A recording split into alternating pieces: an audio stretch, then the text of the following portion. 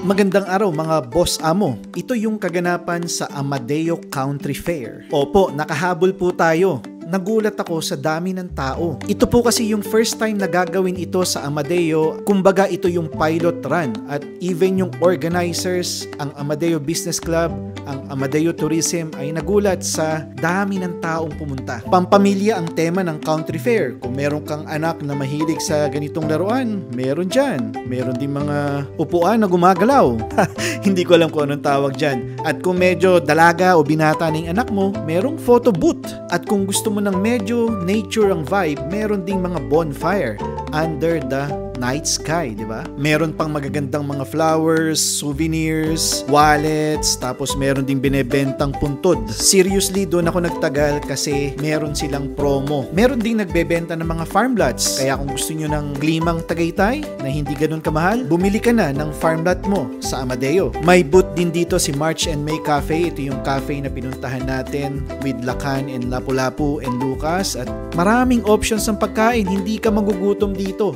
Merong spad. Yung pinauso ni Spadman na potato, nalalagyan mo ng butter, cheese, at kung ano-ano pa. Actually, bumili ako niyan. At nakamit din tayo ng follower natin. Yan, tuwan-tuwa si Kuya na nakita ko.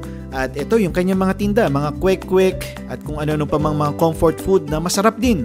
At yun, pinakaway pa niya yung kanyang kasama doon sa booth. Ang diskarte dito mga boss, hindi ka dapat mag-focus sa isang booth.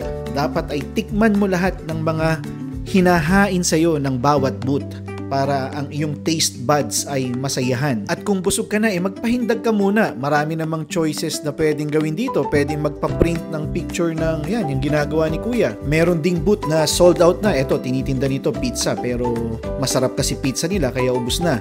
Pwede ka ring magpadala.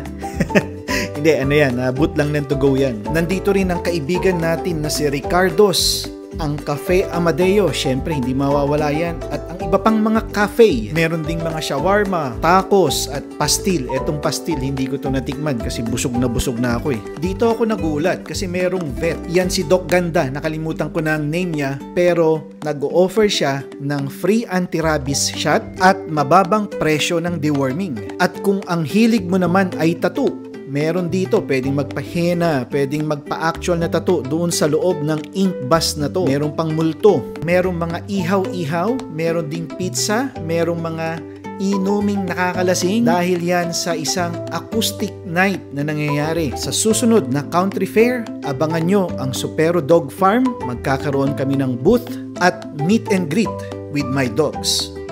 Yun lang po sa ngayon at maraming salamat sa panonood.